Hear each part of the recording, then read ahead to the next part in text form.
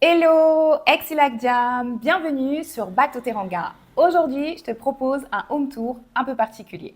Il n'y aura pas de visite guidée classique, mais plutôt un partage de ce que j'ai acheté pour aménager mon espace. Pourquoi j'ai fait ces choix plutôt que d'autres? Qu'est-ce que j'en pense aujourd'hui? Si tu as vu ma dernière vidéo sur comment trouver un logement à Dakar, alors tu sais que j'ai enfin trouvé mon espace. Entre bonnes trouvailles et galères, cette vidéo pourrait bien te parler si toi aussi tu t'es déjà lancé dans un aménagement. Reste jusqu'à la fin pour ne rien rater de mes conseils. C'est parti! Je ne sais pas pour toi, mais dans mon cas, la cuisine, c'était la pièce que je devais rendre fonctionnelle en premier. J'estime que tu peux survivre sans canapé, sans matelas, sans rideau, mais sans de quoi se préparer à manger, impossible. Donc j'en ai fait ma priorité numéro 1 et j'ai rapporté toute ma cuisine ici. J'ai rapporté mini-mixeur, blender, machine à café, ustensiles de cuisine, vaisselle, etc., etc. Pourquoi? Pour la simple et bonne raison que trouver du matériel fiable ici, c'est un gros défi. Donc, en France, je savais déjà ce que j'achetais et je voulais pas me rajouter une pression supplémentaire concernant le mini électroménager. Je voulais vraiment éviter les mauvaises surprises. Et vraiment, j'ai aucun regret. Ce que j'ai acheté ici, c'est le frigo et la gazinière. La gazinière qui comprend un four à gaz. Ici, les gazinières fonctionnent avec des bonbonnes. La première fois, il faudra payer une caution qui tourne environ autour de 20 000 francs CFA. J'ai pas le prix exact. Et ensuite, il faudra juste payer la recharge qui varie en fonction du poids choisi. Par exemple, si tu as pris une bonbonne de 9 kg, ça te coûtera 9 000 francs CFA. Et pour le reste, j'ai pas les prix en tête. Moi, la bonbonne de 9 kg me dure 3-4 mois environ. Vraiment, un fléau auquel je m'y attendais pas, c'est l'humidité. J'ai énormément d'humidité dans mes placards. Un beau jour, je les ouvre et je découvre que tous mes aliments étaient moisis. Ils avaient une forme un peu, ils avaient pris une forme bizarre et j'avais de la moisissure sur certains aliments. Donc j'ai investi dans un meuble à part où je mets uniquement les provisions et elles sont plus dans le placard. Donc après la cuisine, j'ai investi dans 2 équipements essentiels qui ont vraiment amélioré mon confort au quotidien. Donc, en numéro 1, j'ai investi dans une machine à laver. Vraiment, c'était vraiment un vrai soulagement parce que ça m'évitait de faire des allers-retours à la laverie. Et vraiment, ça n'a pas de prix. Donc, pour la machine à laver, je l'ai prise à 180 000 francs CFA. C'est un modèle triple A de basse consommation et ça permet de réduire ma facture d'électricité. Ensuite, le deuxième essentiel, c'est la climatisation. Bon, j'avoue que je l'ai installée très tardivement. Ouais, la clim, c'est vraiment un essentiel. Tu peux essayer de survivre avec un ventilateur, mais au bout d'un moment, il faut vraiment se rendre à l'évidence que la clim, c'est vraiment un indispensable. Le modèle choisi, c'est un modèle de très basse consommation. On sait tous que la clim, ça consomme beaucoup. Et le fait d'avoir choisi ce modèle-là, ma facture d'électricité reste raisonnable. Ça tourne aux environs de 30 000 francs CFA.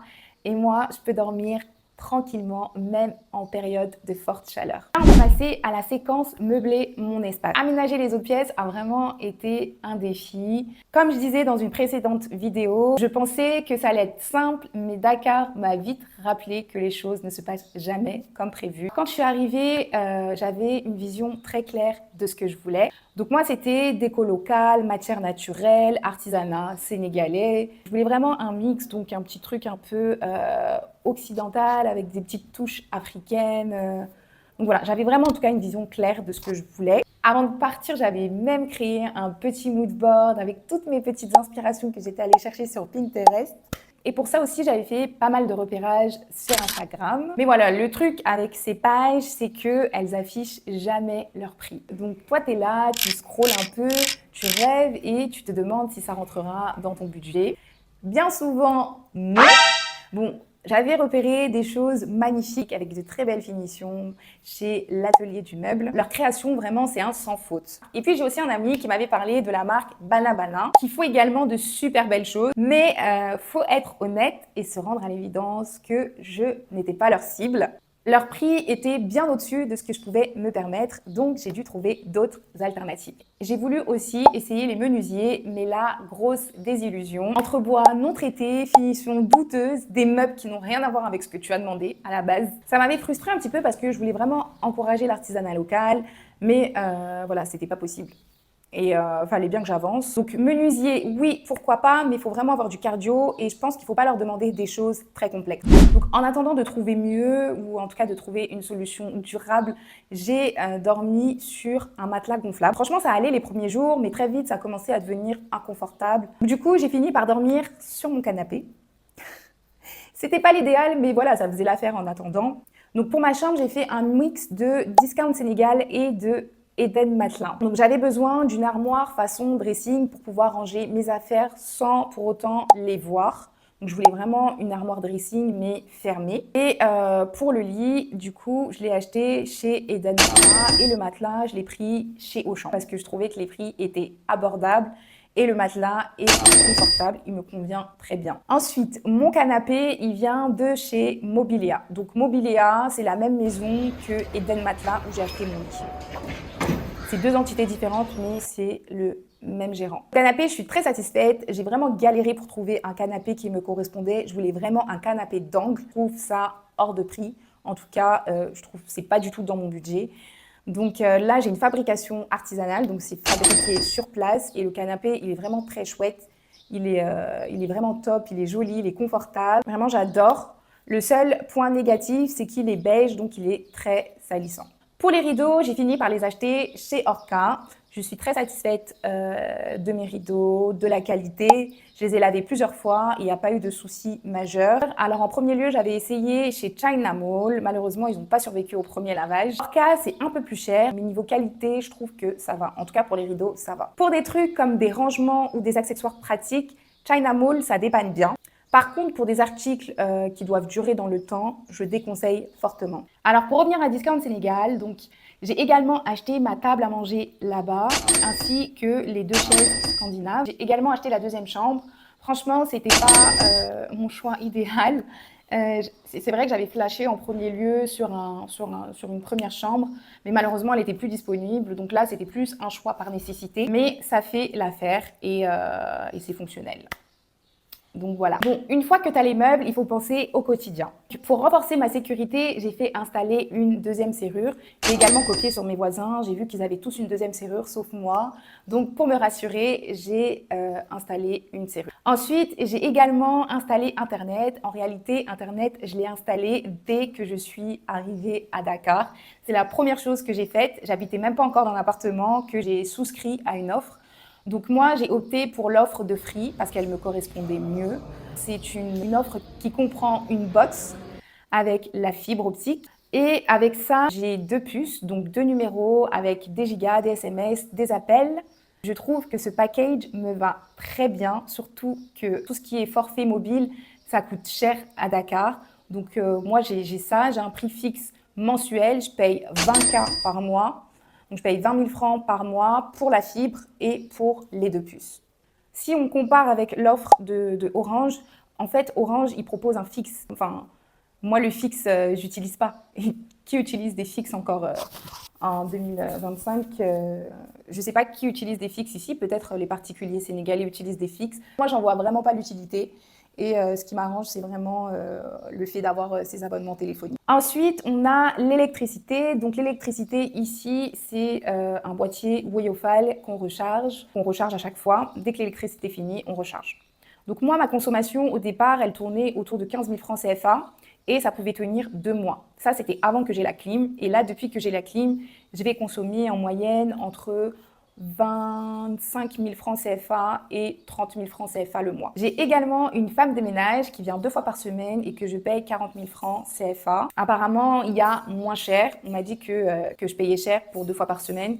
Il y en a qui ont 3 fois par semaine à 35K, d'autres 3 fois par semaine à 40K. Mais bon, j'en parlerai dans une prochaine vidéo. Pour moi, c'est un vrai confort d'avoir une femme de ménage. Ça me permet de me concentrer sur autre chose.